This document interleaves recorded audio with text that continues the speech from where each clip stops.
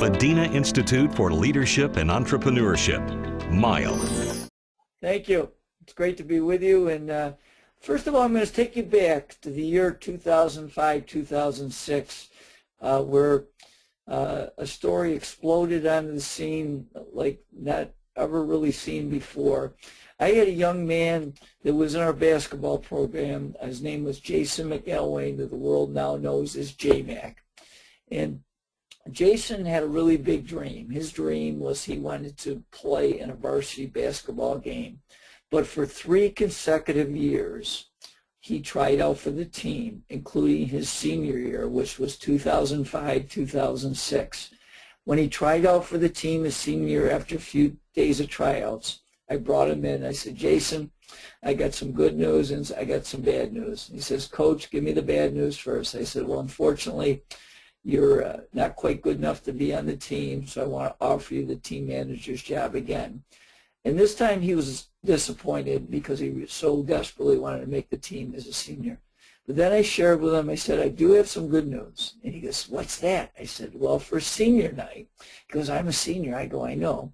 For senior night, I would like to give you a uniform and hopefully get you in the game. Well, he was really excited about that opportunity. In fact, that kid that periodically would ask me about that uniform, and of course I defined periodically as about every other day. See, Jason has some unique situation. Jason is autistic, which is very prevalent really around the world now, and he also has some learning disabilities. But that did not stop J-Mac from dreaming and dreaming big to playing a varsity basketball game. And interesting enough, that season we were expected to do quite well, but just the opposite happened. We had a lot of internal strife. I share a lot about that in my book, A Coach in a Miracle, so I'm not going to delve into that much right now. But Jason was our rock, and he was the one that kept us together through thick and thin of a difficult first part of the season. Well, fortunately, we got things straightened out, and by the end of the season, we had won 8 of our last 9 games going into our senior night. Now, senior night is where we honor our seniors. We bring out the parents, and they give their mother a flower, and it's really a special night. But this night was profoundly special to see J-Mac, instead of in his white shirt and black tie, he is now donning number 52. And boy, was he excited, and the crowd was really into it. The game begins, and we had a great student body following that year. They called themselves the 6th Man, and at the beginning of the game, they start chanting, "We want J-Mac," I guess in case I forgot. Well, with about 3/4 of the game, I'd gotten everybody in but Jason. So with just over 4 minutes to go, I decided the time was right.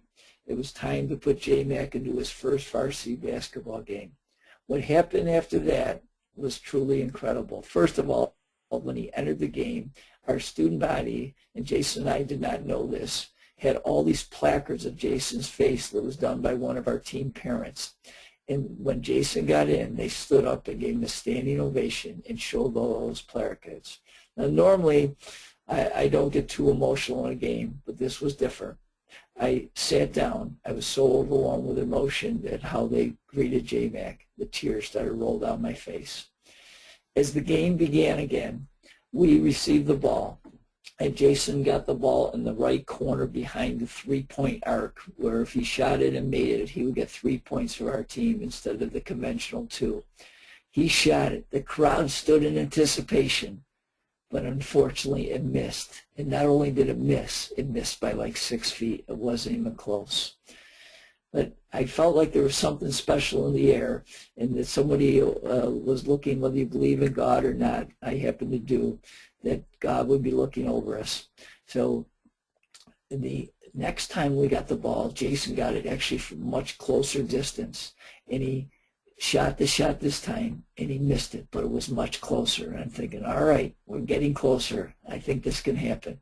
And on the 3rd time we received the ball, Jason this time received it again behind the 3-point arc. And this time it was magic. It went in. The place exploded. It was pure bedlam. And I felt so excited. I'm thinking to myself, God or the master above must be a basketball fan, because not only has Jason scored, he's got a three-pointer. It can't get any better than this. But I was wrong.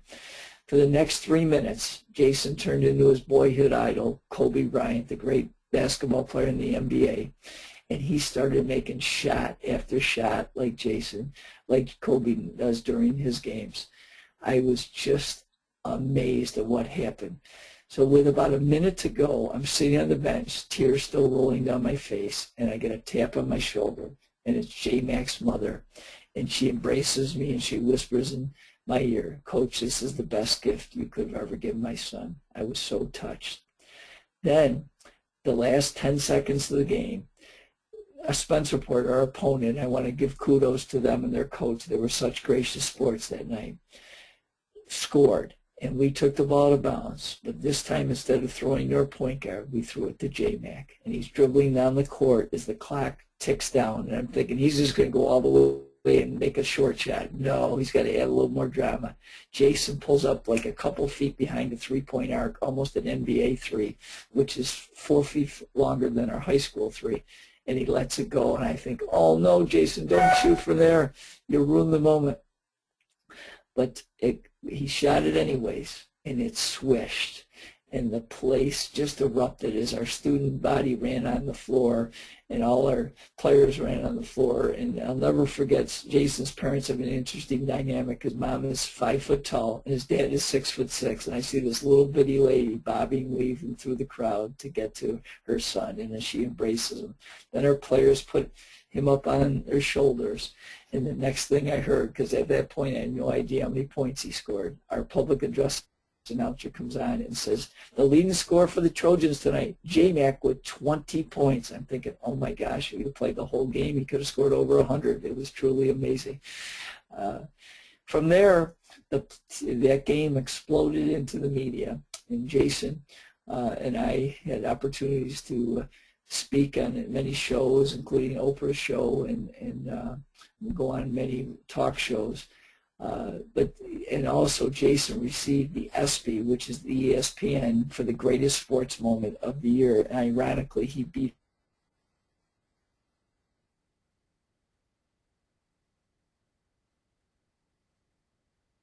I started giving keynotes called Dreams Really Do Come True all over the country, where I stressed 6 points to helping you make your dreams come true, which was passion and mission and goal setting and perseverance and carpe diem, which means seize the day, and team player, which are all things that you can gather, and they are certainly have some leadership principles.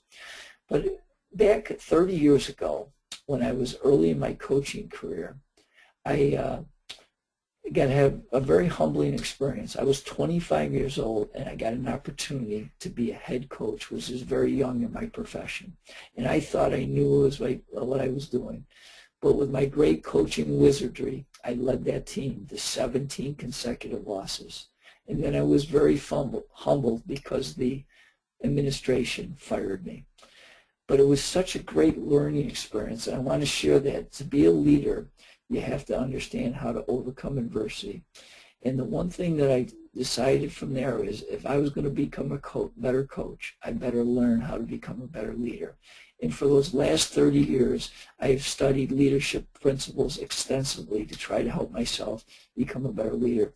In the last decade with my keynotes, I also have developed a leadership keynote and a workshop that I share with audiences as well. And today I really want to focus on these 6 leadership principles from Half Court, what I call leadership lessons from Half Court. And we're going to start with clarifying your vision. And clarifying your vision, what we mean by that is that I believe as a leader, you need to have a direction. You have to start with a vision. In fact, the Bible says, without vision, the people would perish.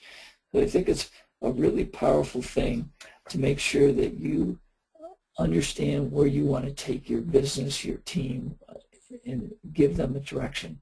But what I found is the most effective leaders develop a wonderful culture that attracts great people to work with them. And the other thing is, I found that when having a vision, that great leaders have flexibility. And where they think the direction, when they build that culture and attract the right people, what they realize is they got to give those people the opportunity to succeed in their jobs and have the flexibility, because those people may have even better ideas than the leader.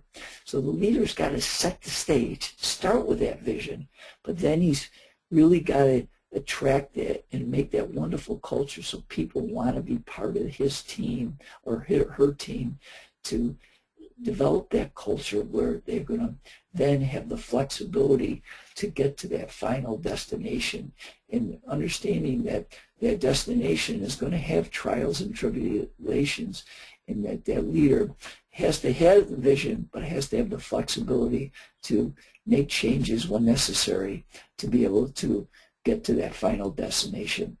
Well, I think it really all starts with clarifying your vision. From there, the second point that I think is really important is that you have to learn as a leader to be able to build trust. So our second point is that you're understanding the ability as a leader that you have to build trust. And I give it the metaphor, it's like a bank account. The effective leaders always are building trust because they have a positive bank account, and they keep entering deposits that build trust with their team. And I think to do that, I think it's really important that you some of the leadership tips that I have is, number one, you got to be a leader by wandering around. You have to know what's going on in your business, know what's going on with your team, and that you have to develop the mindset that you're going to catch people doing the right thing. I think that's a really important thing, and that you have to praise them and find different ways to recognize them when they do the right thing. Because I think too often human nature is to want to correct and find the negatives.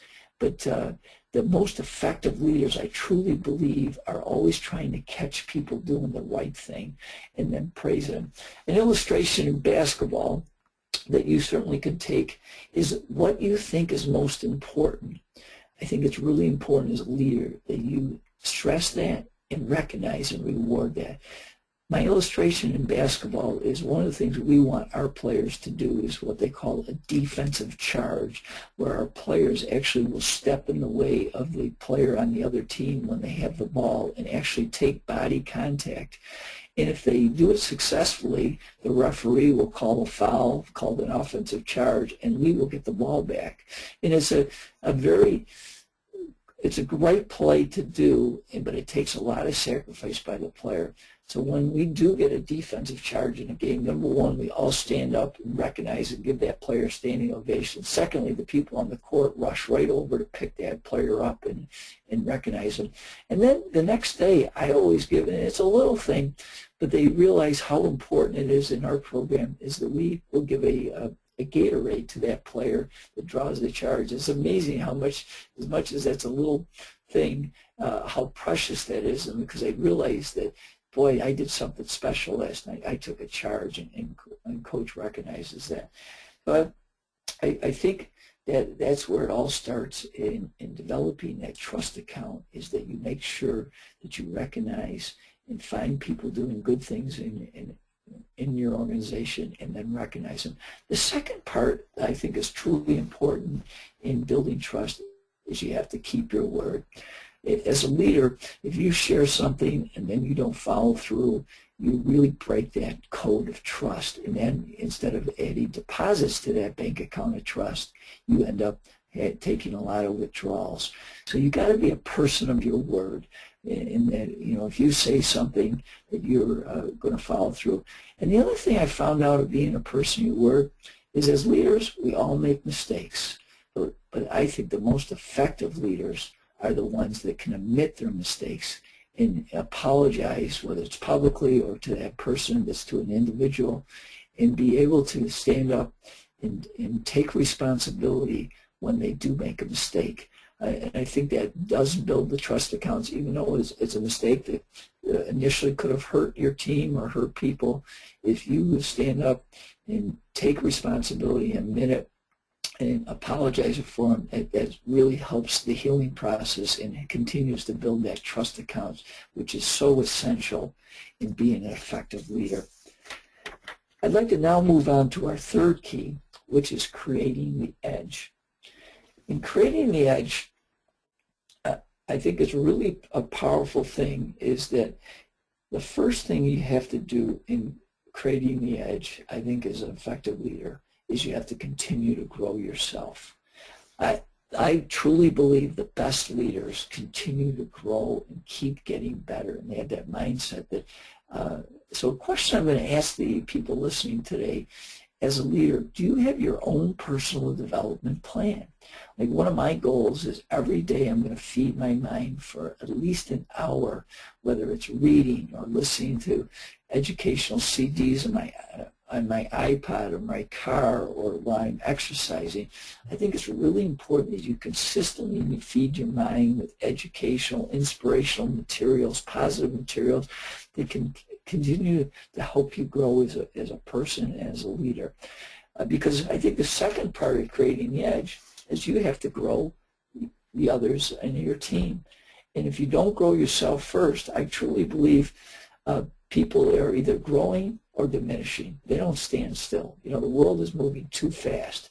So I think you got to take a lot of personal pride to have your own personal development plan, and then to carry through and continue to grow each day as a person and as a leader.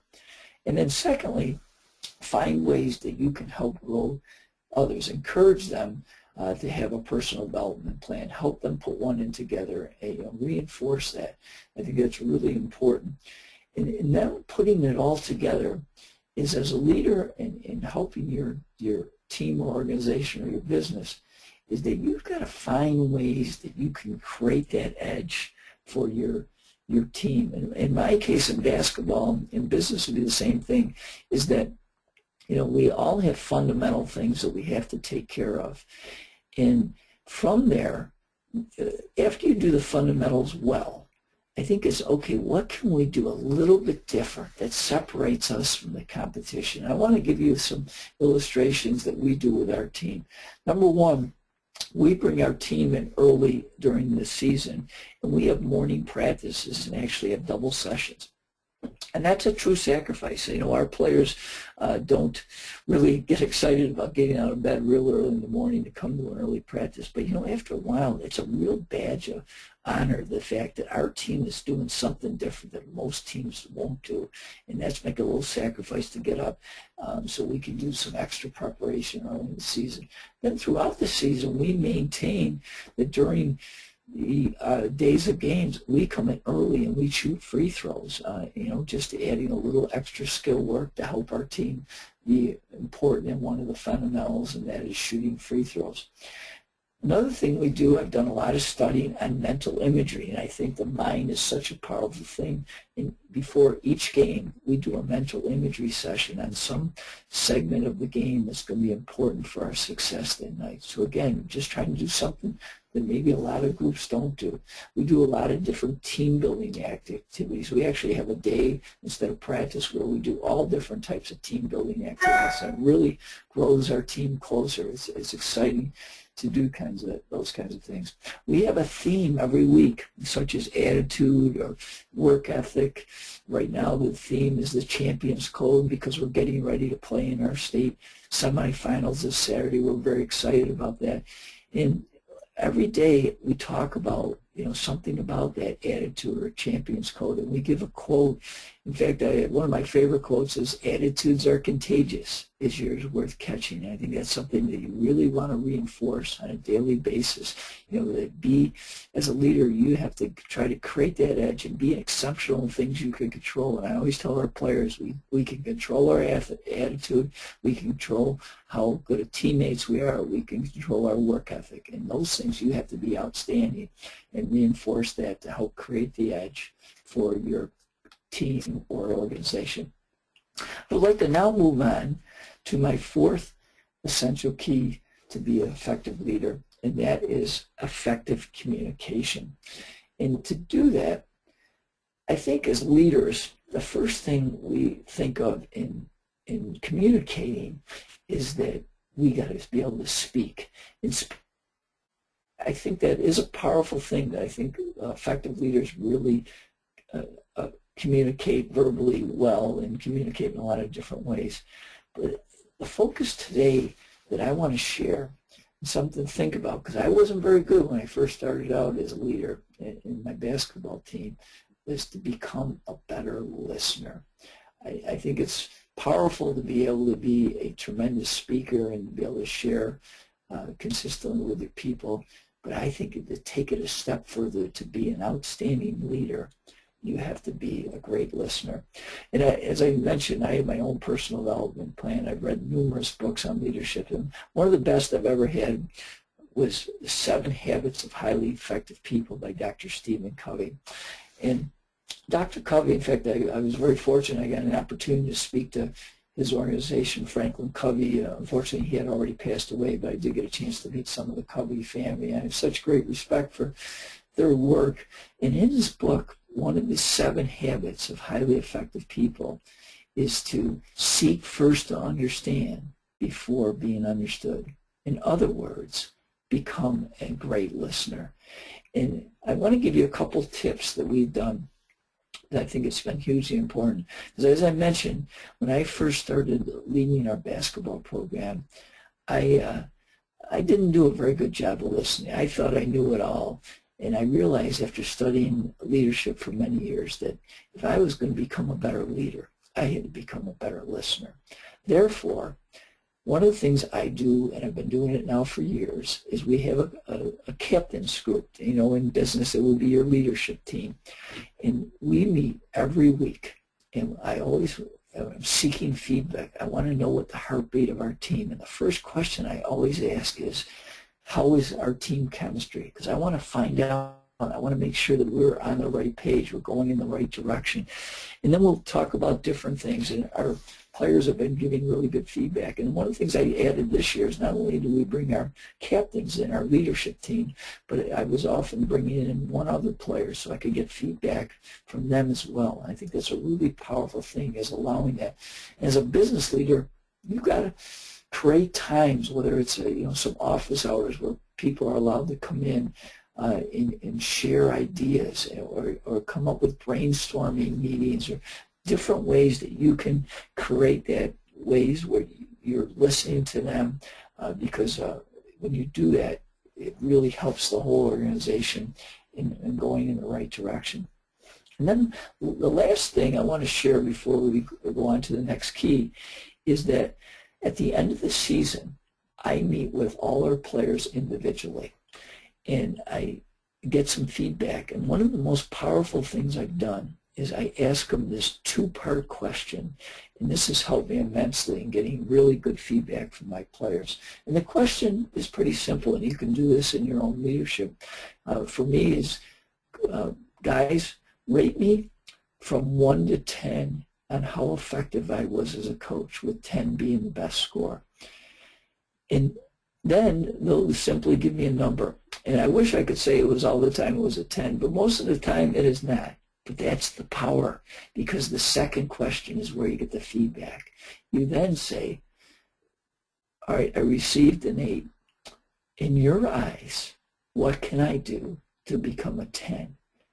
And that's where you get some really potent ideas. And some of them that you think are outstanding, some you don't, but you don't make any judgment. You just listen and take it all in. And I always write notes, and it gets me in my thinking of, how can I become a more effective leader to coach the next team, or in your case, be able to lead your business in the next week, in the next month. So it's really important that you have a feedback system. In business, it would be maybe an annual review, or more often than that. But I think you really got to have a pulse of what your people are thinking. Otherwise, your organization can go awry very quickly. Which leads me into my 5th essential key, which is lead by example. And in leading by example, I really always say to my team that we're always on stage, and that, you know, you're first of all, as a leader, I truly believe that your people are always watching you, and that, and if you're not a great example for your team, then that can really lead to a lot of trouble in your organization, your business. And you know, the thing that I always really take pride is that, you know, the things that I really think are important, the things that I value, that I'm really trying to stress to our team that are really important values for our team to be successful, are values that you have to live. In fact, you got to do more than say the message. You got to be the message. I think that's a really powerful thing as a leader, is that you've got to be that message. And going back to that trust account, if you're not the message, you know, if you're saying one thing and doing another, that can really lead to a organization that's going to crumble very quickly. So leading by example, and let me give you the number one is we all hit adversity. And adversity is going to occur, you know, in your organization, in your business, on your team, and as a leader, that's when you've got to be strongest. You know, that's where you got to step up and say, okay, this has happened, and then get feedback on how we can create a better situation and be able to move forward. So the rock. When things don't go well, and to be strong mentally and physically, and to lead that team or organization through difficult times. And I just want to give you some thoughts as you talk about the things you value. Like for me, one of the things that's really important is that our team is on time. So I really stress that we're on time, and I talk to them that that's a life skill that, you know, some people don't care about, but a lot of people do. You know, and if you come late to a job interview or you come late to work, those are things that can affect your performance. So we really stress being on time. But I want you to say, if you're going to lead by example, if you want your team, you want your business to be on time, you better be on time. And, you know, secondly, we always talk about having an outstanding work ethic, that we're going to work very hard to give our best. Well, if we're going to do that, as the leader, you better have a great work ethic. You better demonstrate to your team that you have a lot of passion in what you do. You really care about them. You care about what's going on, and that you're going to give your best effort every day. I think it's really important that, you know, if you expect to have integrity in your organization, then you better be someone that has stellar integrity. And, you know, I think it always goes back to what I said, is that, you know, as the leader, you're always on stage, and so is your organization. So, you know, so I think the things that you're doing, that you got to lead by example, and it's really powerful that you do that. Like one of the things that is really important in our team is that we really emphasize that our kids have to take care of themselves, and one of the things they certainly can't do if they're going to take care of themselves is get involved with drugs and alcohol. Now, drugs are illegal in our country. I should say we have a lot of illegal drugs that certainly can't be used. And I don't use any illegal drugs, but I'd take it a step further. You know, other things that can really be detrimental is drinking alcohol and smoking cigarettes. And so one of the things, I don't smoke and I don't drink alcohol very often, but one of the commitments I make to my team, and I share that in front of the team and also our parents when I have our meeting early in the season, I say one of the things, because I'm so committed to be a great example for our team, is I will not drink alcohol during the season at all, because I think it's really important. If I don't want our players to, then I'm not going to. Now, not everybody agrees with that, but I just want you to get to think of that, you know, whatever you say, you're on stage, is that, you know, if you're saying something but you're not doing it, I think it hurts your credibility. And I truly believe the best leaders are extremely credible, they have high levels of integrity, and they live that on a daily basis. I think it's really potent that you make sure that if you're going to be the best leader, you always got to think about people. and when I'm doing that. And, if you want your players to take care of yourself, your organization to take care of yourself, then you need to take care of yourself. If you're not taking care of yourself, then you're not a shining example. And I think the best leaders do a great job of being shining examples for their team, their organization, their followers. Which leads me into my sixth and final key for being an effective leader, and that is what we call leave a profit. And what do we mean by leave a profit? I think the first thing is it's really important as a player, as a coach, as a leader, that you develop a philosophy.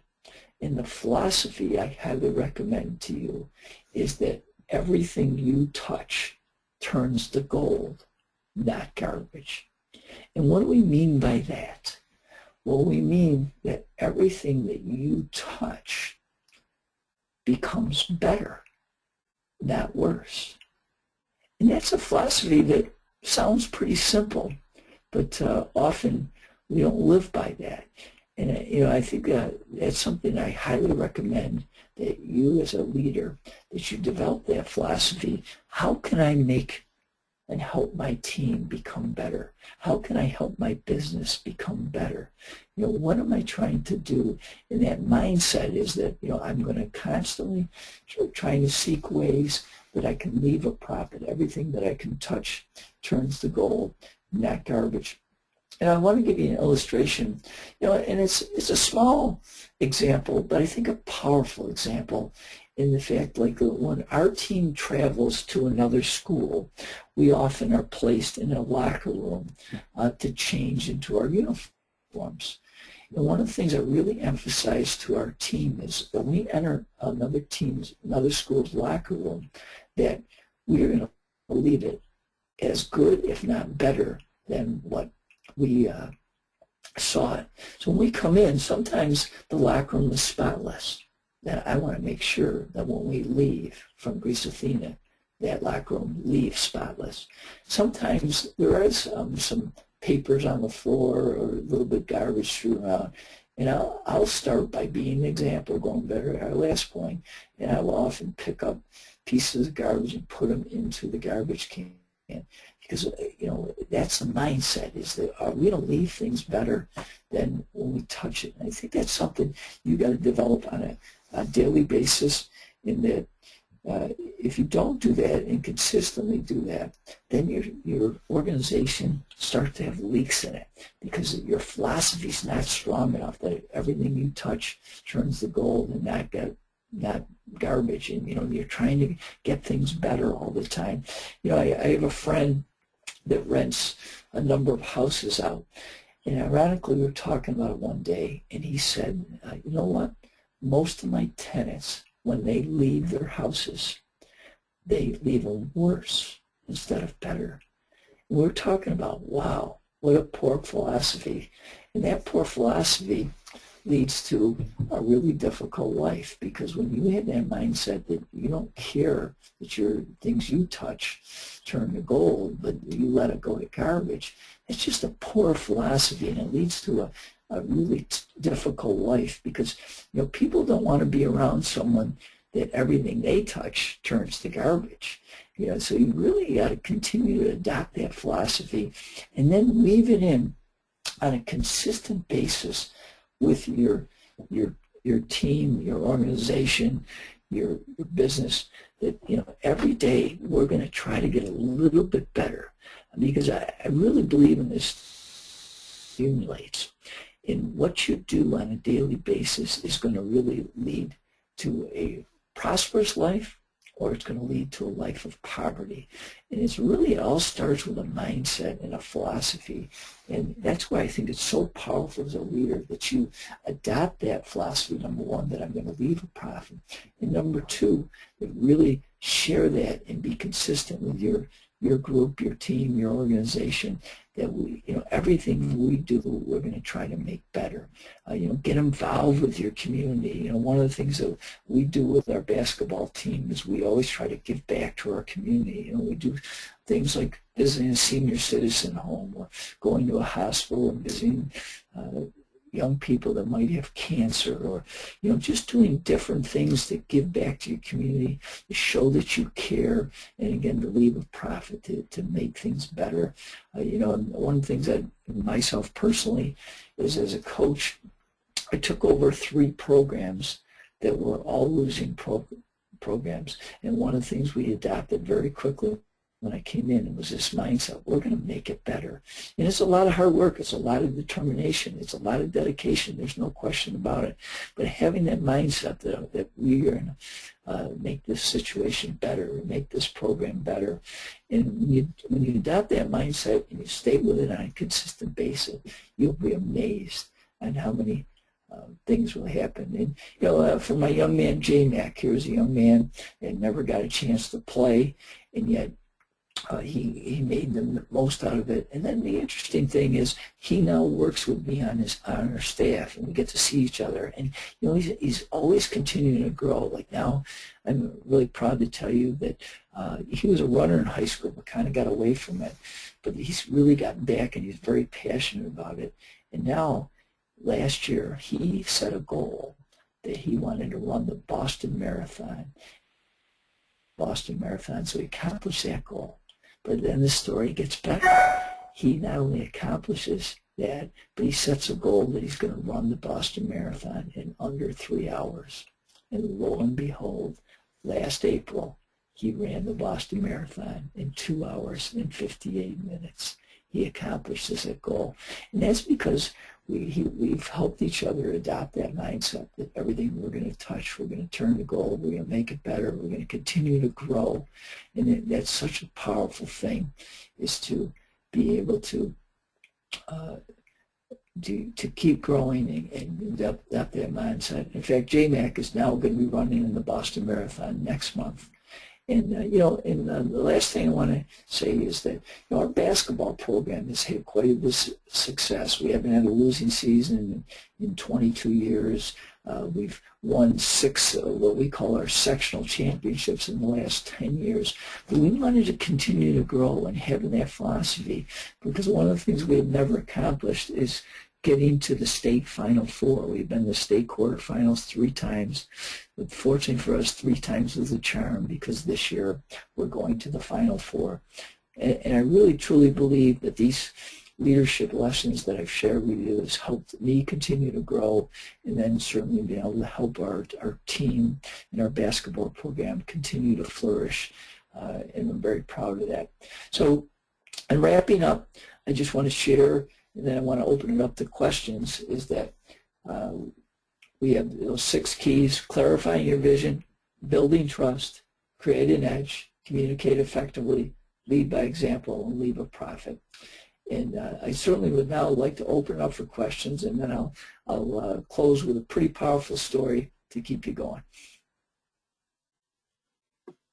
Thank you very much, Coach Johnson. And folks, we are now open for the question and answer. So if you have any questions, you can put it in the question box, or you could raise your hand. There's a hand icon available, and you could speak directly to the speaker also. So let me go. I see there are a couple of questions already posted. There's first one on Coach.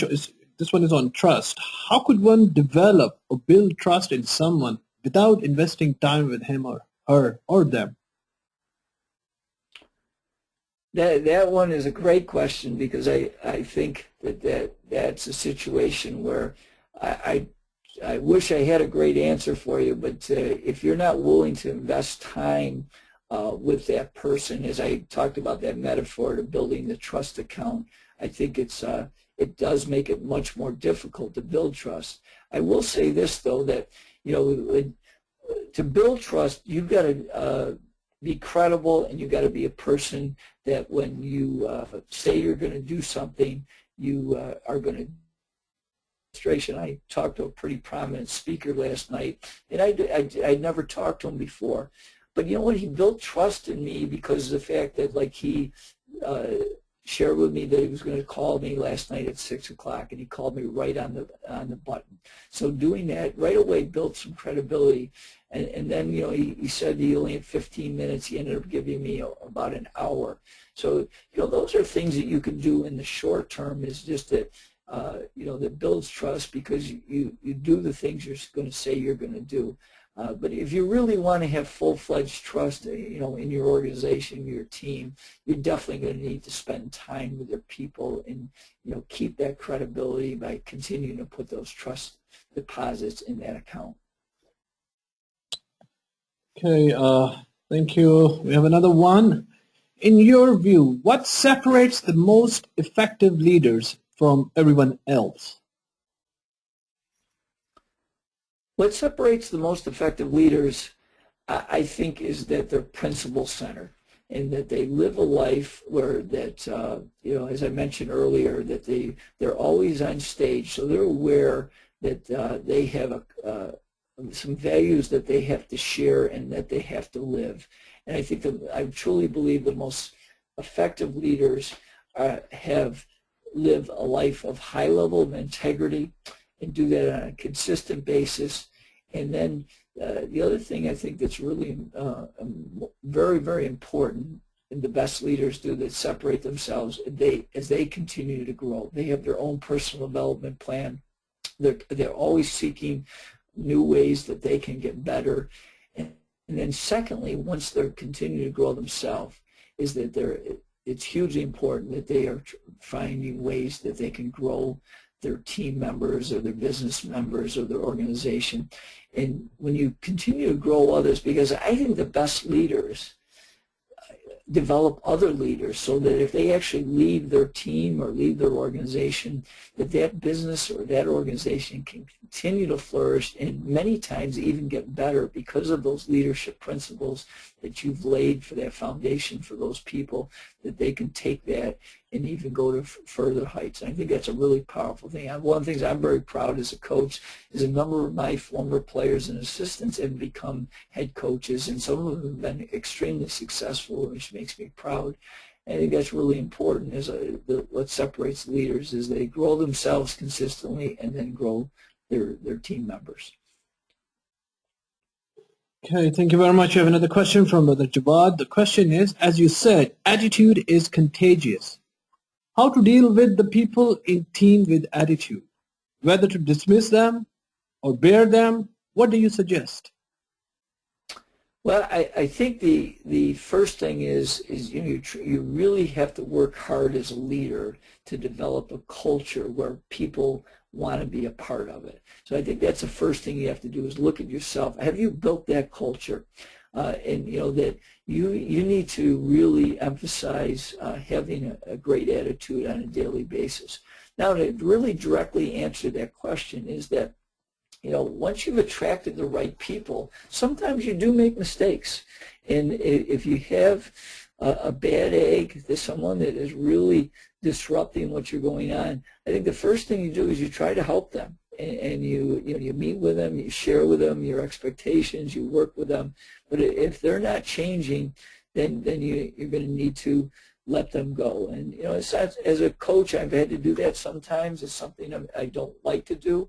But you always got to be thinking of the whole, in the sense that you definitely care about each individual, but you're trying to do what's best for your team or your business. And sometimes that is that you have to let someone go if they really do not have the proper attitude and are consistently disruptive.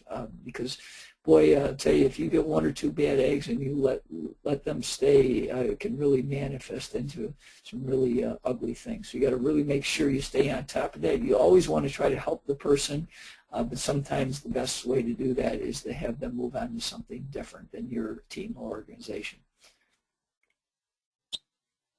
Thank you. And on attitude, we have an interesting comment pasted. Somebody wrote, I have attitude in my blood group. It says, be positive. I think it's interesting. Okay, we have another one, a short one. What would be an action step you could take in the next week to become a more effective leader? I think the number one action step you can do to become a more effective leader is come up with your own personal development plan. I think if you're going to be the best leader, I think you've got to come up with that plan, become a better leader, and consistently feed your mind with leadership techniques and that type of thing. And then once you come up with that plan, is obviously you have to put it into action. You have to consistently, read, consistently feed your mind with different things. And secondly, you've got to live it. And then the third thing, give you a couple bonus, is that you want to spread it amongst your team or your business or your organization, so that you got everybody trying to grow to become better.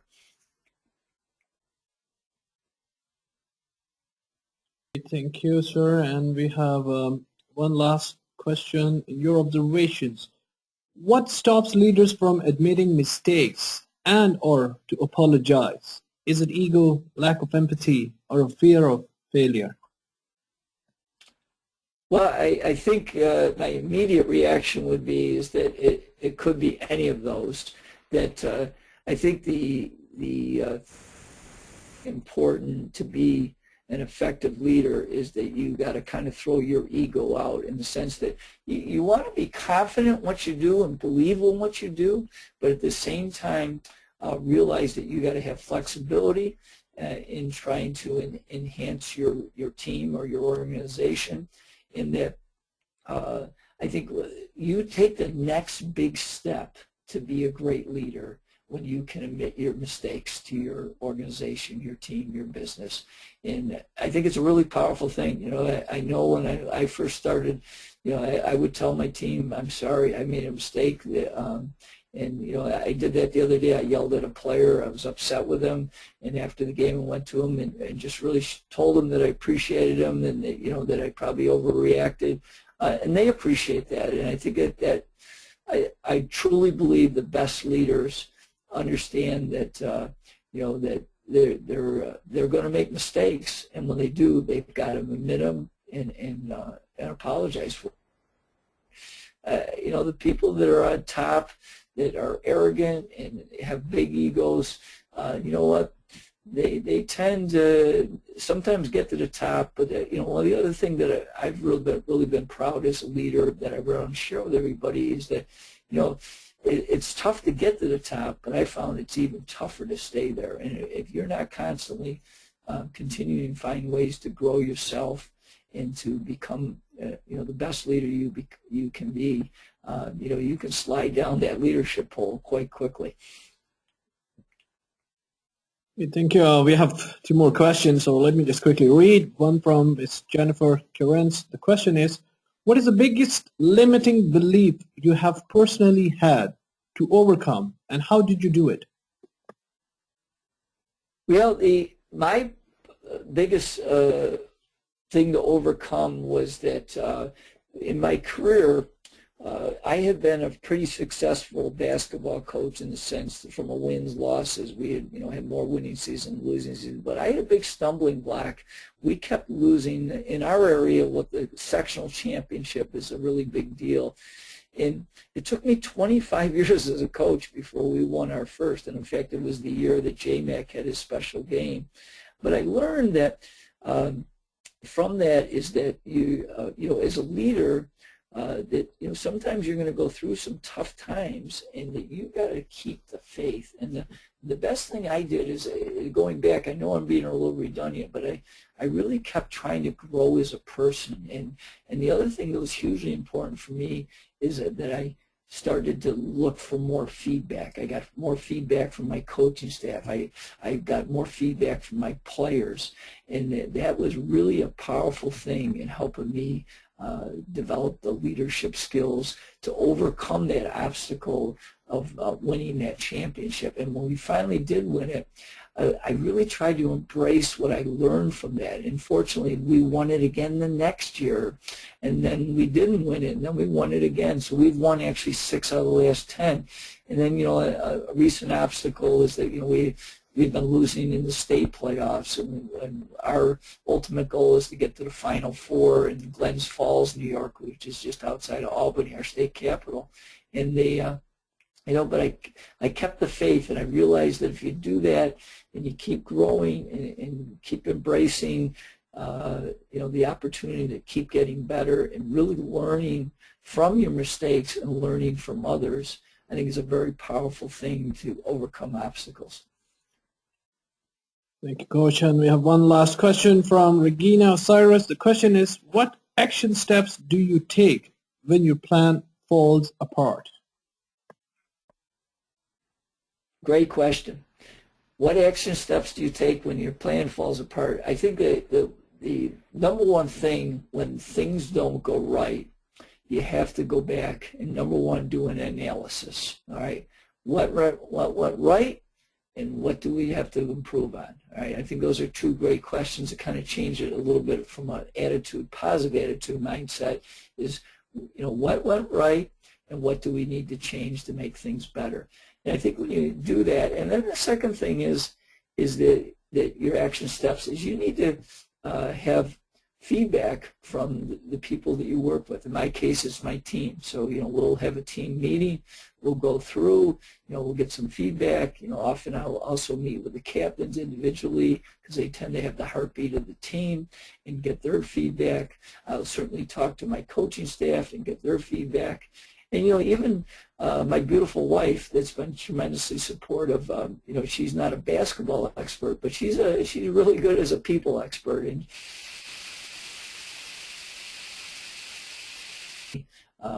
when things don't go right. So I think going back and just to give you the action steps is a self-analysis. 2, to get a group analysis. 3, get feedback from your group. And then 4, take the appropriate action steps to get your team, your organization back on the right track. Well, thank you very much, Coach. That really brings us towards the end of the webinar. Concluding remarks that you would like to give, or a story that you wanted to share you talked about. Yes, please. Thank you. Well, I'd like to close by that I truly believe as a leader, you have to overcome difficult challenges or adversities, and that happened to our team this year. And you say, what do you mean, Coach? You're 23-0. Well, we were going quite strong. We had won our first 14 games when we had a real setback occur. One of our best players, our point guard, his name is Jay Sarkis, drove to the basket in our game and got fouled, and he ran into the wall. And unfortunately for him and our team, he broke his arm, and he is now out for the season. And it was a devastating blow to our team, and we were really close. But boy, did I learn a valuable lesson of resilience and overcome adversity. And what happened, Jay's number is 21.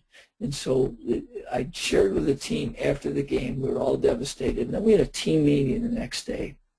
And I talked to the team about how important it is that we need to stick together, and we got an opportunity to play for more than ourselves. We can help make Jay feel better by really pulling together and being successful, and he'll be part of us. Obviously, he's not going to play, but the thing that I emphasized throughout this is that I truly believe that effective leaders develop effective leaders in their group or team or organization.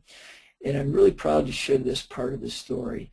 What happened was one of our other captains, his name is Zach, and on our scoreboard in our gym, we have our team roster listed next to the scoreboard.